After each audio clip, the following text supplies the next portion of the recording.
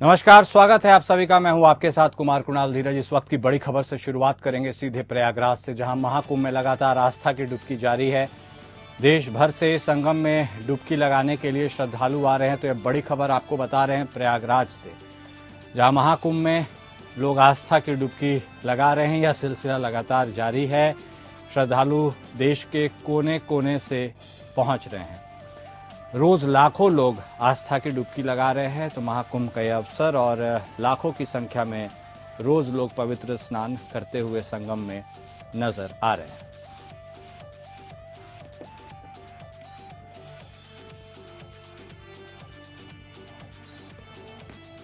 महाकुंभ की यह खबर हम आपको बता रहे हैं, जहां रोज लाखों लोग आस्था की डुबकी लगा रहे हैं, पवित्र स्नान करने के लिए पहुंच रहे हैं। और प्रयागराज में जो तमाम व्यवस्थाएं हैं वह भी अपनी फुल कैपेसिटी पर काम कर रही हैं और इतनी बड़ी संख्या में लोग वहां आ रहे हैं। 26 फरवरी तक महाकुंभ चलने वाला है।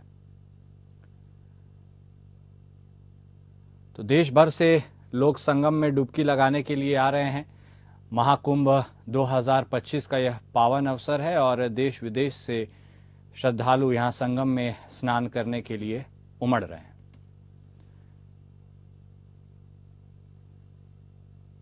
प्रयागराज की यह खबर हम आपको बता रहे हैं, जहां रोज लाखों लोग आस्था की डुबकी लगा रहे हैं। यह सिलसिला अब भी जारी है। 26 फरवरी तक महाकुंभ चलने वाला है। हमारे साथ हमारे विशेष संवाददाता आलोक सिंह जुड़ चुके हैं। आलोक, तो लगातार यह सिलसिला बदस्तूर जारी है। लोग पवित्र स्नान करने पहुंच रहे हैं और 26 फरवरी तक का वक्त है। महाकुंभ का यह अवसर है, पावन अवसर है। ऐसे में अब क्या कुछ नज़ारा देखने को मिल रहा है, क्योंकि तीनों अमृत स्नान जो थे वो क्रमशः पूरे हो चुके हैं।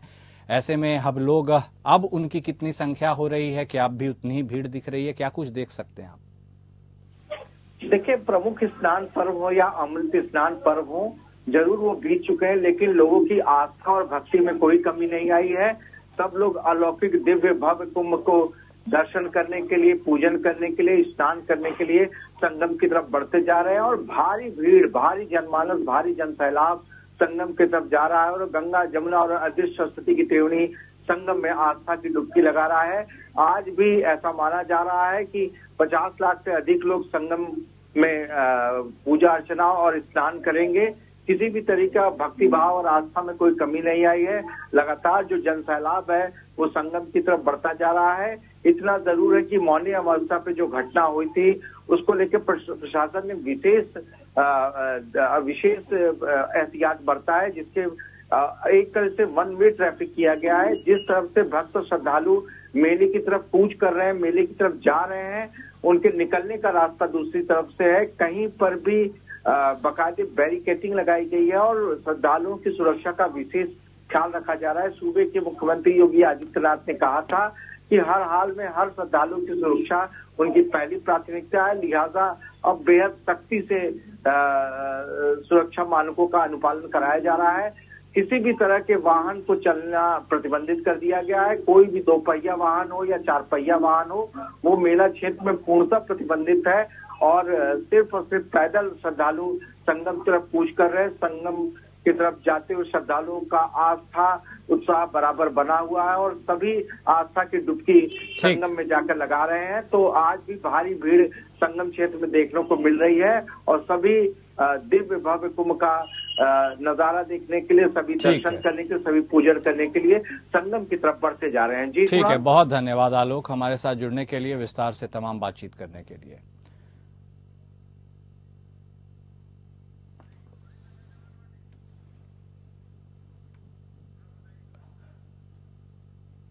तो देश भर से संगम में डुबकी लगाने के लिए श्रद्धालु आ रहे हैं। हमारे संवाददाता आलोक ये बता रहे थे कि भले ही जो मुख्य स्नान के दिन हैं वह समाप्त हो चुके हों, लेकिन फिर भी लोगों में जो जोश है और जो भक्ति की भावना है वह लगातार जारी है।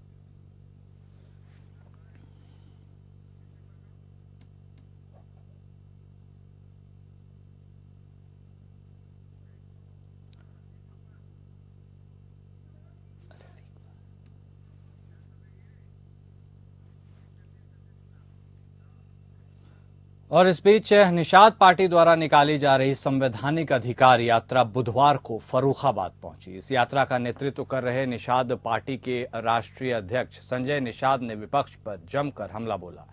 महाकुंभ में बची भगदड़ को लेकर संजय निषाद ने आरोप लगाया कि विपक्ष के लोग इस घटना पर राजनीति कर रहे हैं और लाशों पर अपनी रोटियां सेक रहे हैं। संजय निषाद ने कहा कि इस प्रकार की संवेदनहीन राजनीति नहीं होनी चाहिए। इस दुखद घटना पर शोक और संवेदना व्यक्त करने की बजाय विपक्ष का ध्यान केवल आंकड़ों और आरोप प्रत्यारोप पर है, जो पूरी तरह अनुचित है।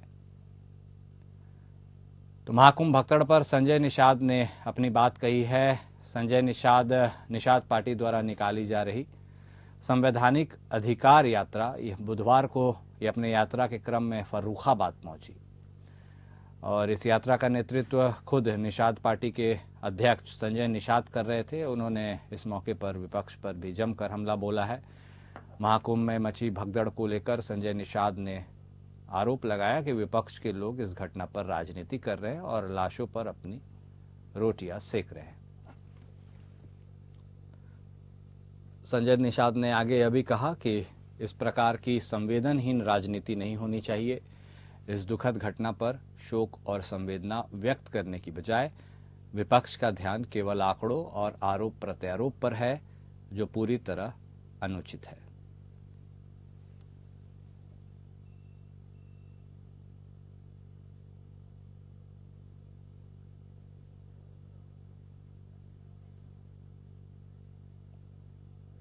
तो संजय निषाद भारतीय जनता पार्टी को वोट दें। काम के आधार पर जो वादा करते हैं वो पूरा करते हैं। राष्ट्रवाद के आधार पर, अर्थव्यवस्था सुदृढ़ के आधार पर, रोजगार के साधन, जो भी इंफ्रास्ट्रक्चर है, जो भी व्यवस्थाएं मानव को चाहिए, तो संविधान में कहा गया ना कि राजनीति का अभिभावक है जनता के पैसे के, जनता के भविष्य के और प्रदेश के और राष्ट्र के विकास के। तो कैसा अभिभावक चाहिए? सबको देख लिया सपा बसपा कांग्रेस को। ऐसा अभिभावक की अर्थव्यवस्था ही लुटा दिया। ऐसा अभिभावक के लोगों के गार्जियन तो बन गए, वो अपने ही चले गए जेल भ्रष्टाचार में। तो ये आरोप कहना, कथनी और करनी में अंतर जिसके पास, उसे वोट देने से क्या मतलब है? केजरीवाल आए थे तो क्या कहे थे?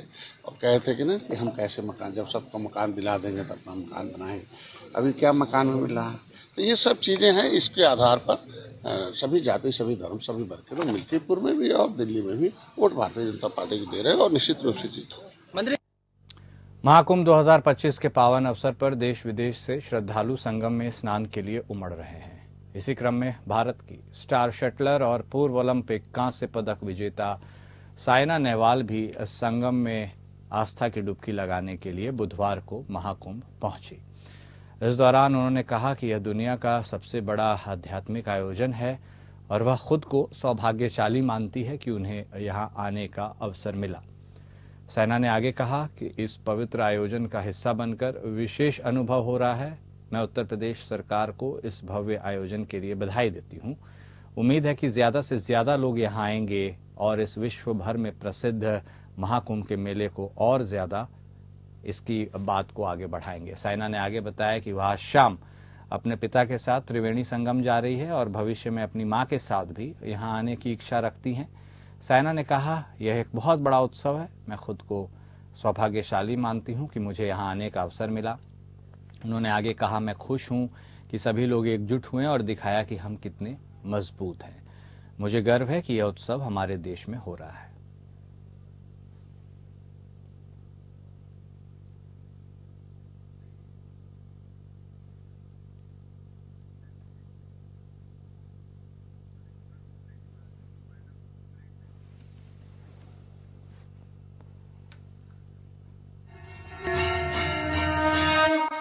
एक और बड़ी खबर आपको बताया उत्तराखंड से आ रही है, जहां 38वें राष्ट्रीय खेल का 9वां दिन चल रहा है। कर्नाटक का जलवा इस दिन देखने को मिला।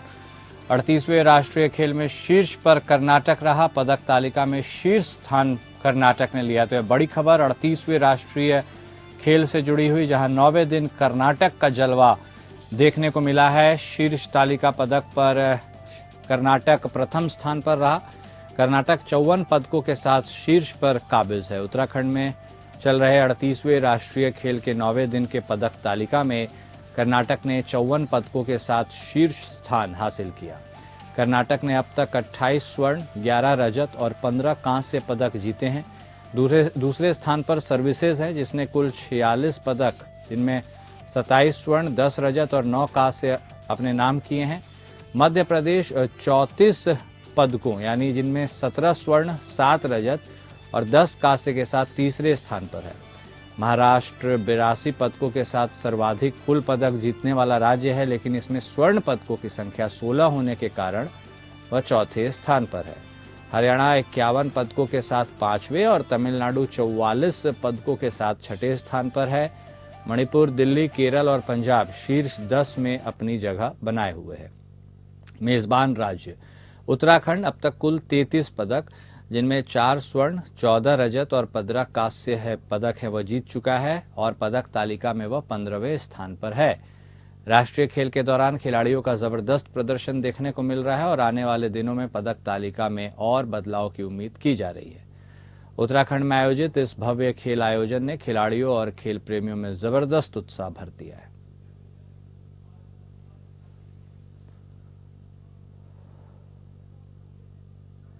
हमारे साथ हमारे संवाददाता योगेश सेमवाल जुड़ चुके हैं, सीधे उनका रुख करेंगे, उनसे बातचीत करेंगे। योगेश, तो लगातार तमाम प्रतिस्पर्धाएं हो रही है और यदि प्रतिभागियों की बात करें तो जोश तो उनमें खूब है। लोगों में कैसा जोश दिख रहा है? और जो पदक तालिका की हम बात कर रहे हैं उसमें कर्नाटक ने अपना खूब जलवा बिखेरा है। क्या कुछ पूरा अपडेट है योगेश अब खेलों को लेकर?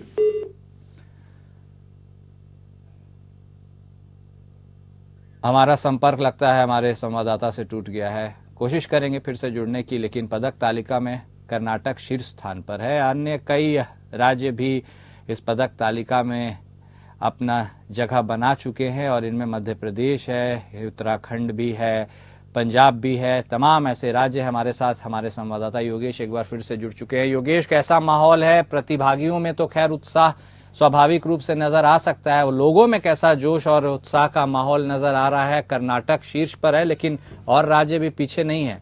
क्या कुछ है पूरा अपडेट अभी तक खेलों को लेकर?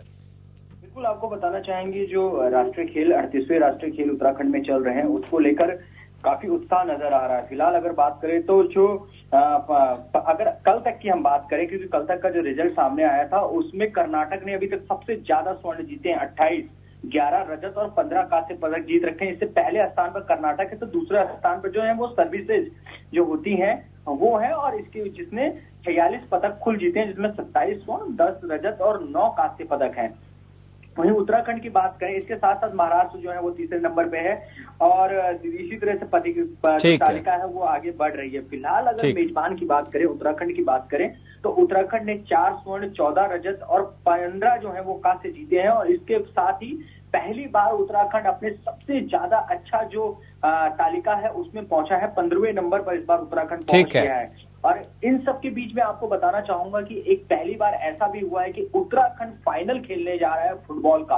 आज तक उत्तराखंड ने कभी फाइनल फुटबॉल का नहीं खेला था और इस बार जो है सबसे पहले तो उसने गोवा को हराया, उसके बाद जो है उसने असम को हराया, मुंबई को हराया। इतना जबरदस्त खेलते हुए इस बार फाइनल में पहुंच गई जहां पे केरल के साथ जो है उसकी टक्कर होगी। ठीक है, बहुत शुक्रिया योगेश हमारे साथ जुड़ने के लिए, तमाम जानकारी देने के लिए। उस बीच एक और बड़ी खबर यूपी विधानमंडल से जुड़ी हुई, जहां बजट सत्र 18 फरवरी से शुरू होने वाला है। विधानमंडल का बजट सत्र 18 फरवरी से शुरू होगा और 19 को प्रदेश सरकार का बजट पेश किया जाएगा। तो यह बड़ी खबर आपको बता रहे हैं उत्तर प्रदेश विधान मंडल से जुड़ी हुई, जहां बजट सत्र का आगाज होने वाला है। 18 फरवरी से बजट सत्र की शुरुआत होगी। 19 को उत्तर प्रदेश सरकार का बजट पेश किया जाएगा। बजट सत्र को लेकर विपक्ष भी अपनी रणनीति बना रहा है कि भाई किस अंदाज में सरकार को घेरा जाए। बजट सत्र ऐसे तो हंगामेदार रहने के आसार नजर आ रहे हैं। उत्तर प्रदेश विधानमंडल का बजट सत्र 18 फरवरी से शुरू हो जाएगा। यह सत्र करीब 1 सप्ताह चलेगा। 19 फरवरी को बजट प्रस्तुत होगा। इस बार बजट का आकार 8 लाख करोड़ रुपए का होगा।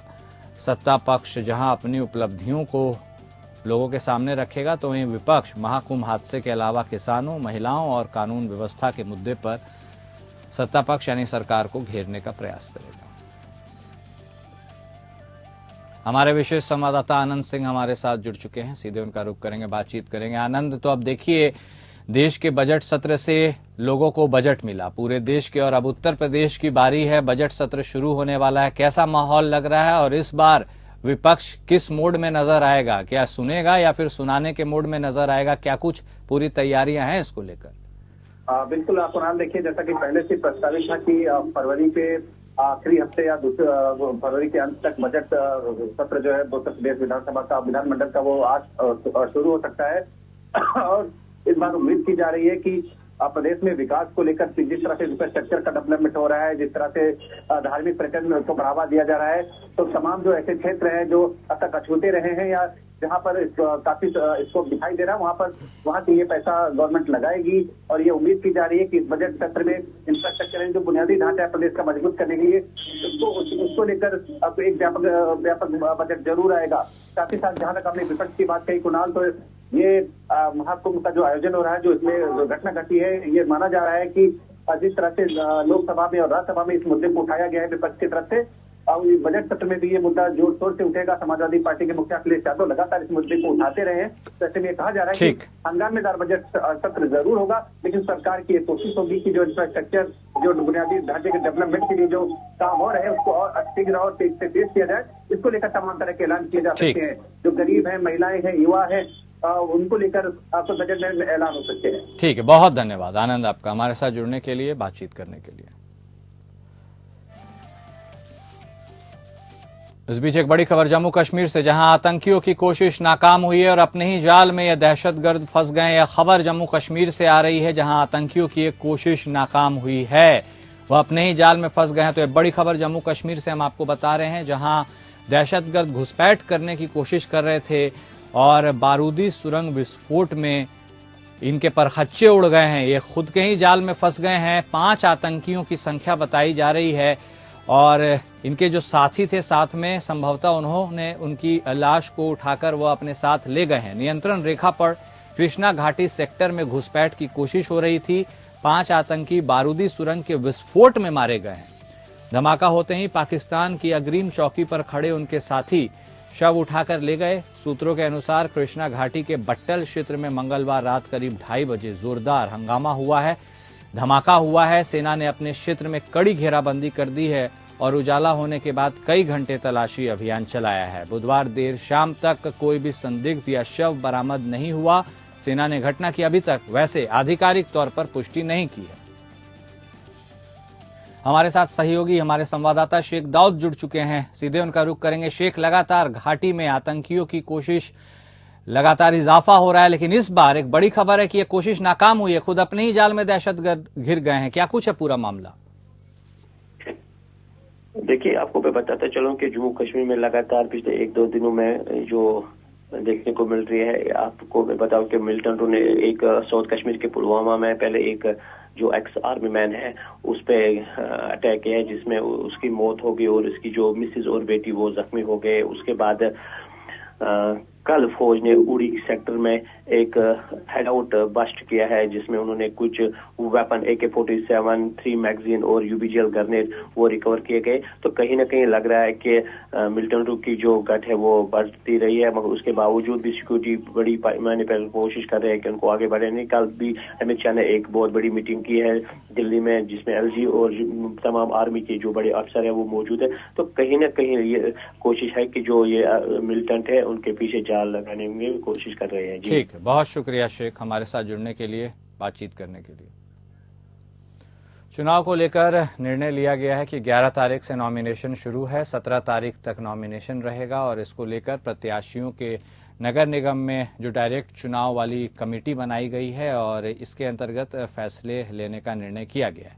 स्थानीय निकाय के चुनाव को लेकर पहले सभी विधायक और अब जिला अध्यक्ष और तमाम प्रभारी मंत्री प्रदेश पदाधिकारी के साथ बैठक कर रहे हैं। सीएम नायब सिंह सैनी ने कहा कि हमारे नेता, चाहे हमारे सांसद हैं, केंद्रीय मंत्री हैं, प्रदेश के मंत्री हैं, हमारे विधायक हैं, चुनाव लड़े हुए प्रत्याशी हैं, सभी मजबूती से इस चुनाव के अंदर गंभीरता से लगेंगे और जिस प्रकार से अभी विधानसभा के चुनाव में एक बड़ी जीत हासिल की है, नगर निगम और स्थानीय चुनाव के अंदर भी बड़ी जीत हासिल करेंगे।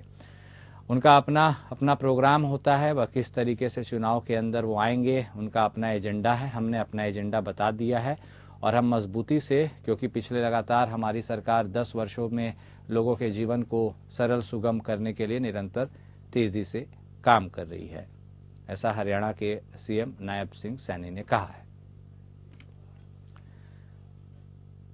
तो स्थानीय निकाय चुनाव को लेकर के वह लोगों से बातचीत कर रहे थे और उस वक्त उन्होंने ये सारी बातें कही। 16 फरवरी को मछंड चौकी के घेराव की चेतावनी दी गई है। पूर्व नेता प्रतिपक्ष डॉक्टर गोविंद सिंह ने पुलिस प्रशासन पर कई गंभीर आरोप लगाते हुए कहा है कि भिंड जिले में कानून व्यवस्था बिगड़ी हुई है, जिसको लेकर उन्होंने अपने निवास पर पत्रकार वार्ता आयोजित कर पुलिस प्रशासन पर आरोप लगाए। पूर्व नेता प्रतिपक्ष डॉक्टर गोविंद सिंह ने कहा कि जिले में कानून व्यवस्था पूरी तरह चौपट है, खासकर लोहार क्षेत्र में थाना प्रभारी विधायक के इशारों पर चल रहे हैं, मंत्री की तरह उनको फॉलो कर रहे हैं। वहीं मछंड चौकी क्षेत्र में ट्रैक्टर पलटने से युवक की मौत का जिम्मेदार चौकी प्रभारी को बताया गया। कहा गया कि 16 फरवरी को चौकी का घेराव किया जाएगा। ऐसे कानून व्यवस्था चौपट है, जगह जगह 20 शहर में लूट हो रही है, डकैतियां पड़ रही हैं। इसके साथ ही साथ धार क्षेत्र में भी भारी घटनाएं। कल ही एक लूट हुई धौलपुरा के किसान की, पुलिस ने रिपोर्ट तक लिखी। एक अल्पसंख्यक का साथी का ग्राम बड़खरी में दुकान जला के मरणासन हरदम पहुंचा दिया गुंडों ने। और चौकी का थाना प्रभारी मछंड की चौकी का रविंद्र सिंह तोमर लगातार आम जनता को, किसानों को परेशान करके वसूली कर रहा है। और बाहर के 7-8 गुंडे उसने पाल रखे हैं, जिनके द्वारा अवैध उत्खनन रेत का कराकर उत्तर प्रदेश बेच रहे हैं। अलीगढ़ के कोतवाली ग्लास पुलिस और अलीगढ़ की सर्विलांस टीम के द्वारा पुलिस मुठभेड़ में एंगल फैक्ट्री ग्लास में हुई लूट में जनपद अलीगढ़ से 50,000 रुपए और राजस्थान से 25,000 रुपए सहित 75,000 रुपए का इनामी बदमाश थाना इगलास क्षेत्र से गिरफ्तार कर लिया गया है। ये गिरफ्तारी पुलिस की मुठभेड़ के दौरान हुई, जिसमें आरोपी घायल हो गया था। आरोपी से अवैध शस्त्र, कारतूस, एक मोटरसाइकिल सहित लूटे हुए रुपए बरामद किए गए। चौकी हस्तपुर अंतर्गत एक एंगल फैक्ट्री है, जिसमें 10 जनवरी को एक लूट की हमें सूचना मिली थी और उस लूट की आरोपियों के गिरफ्तारी के क्रम में पहले भी हम 2 लोगों को जेल भेज चुके हैं। उसमें से जो एक मुख्य आरोपी है, जिसकी चेकिंग और जिसकी धरपकड़ के लिए लगातार हमने टीमें बनाई रखी थी, टीमें जो कि हमारी डिस्ट्रिक्ट स्क्वाड टीम की, रूरल स्क्वाड टीम की और थाना इगलास की संयुक्त टीमें जो हर जगह जनपद में इनकी चेकिंग कर रही थी। तो ऐसी एक चेकिंग के दौरान कल लगभग रात को 1 बजे थाना इगलास क्षेत्र के अंदर वहां पे पुलिस मुठभेड़ के दौरान इस मुख्य आरोपी, जिसका नाम रवि पुत्र विजय सिंह है, जो कि थाना इगलास क्षेत्र का ही रहने वाला है। और अभी के लिए इस बुलेटिन में बस इतना ही। नमस्कार।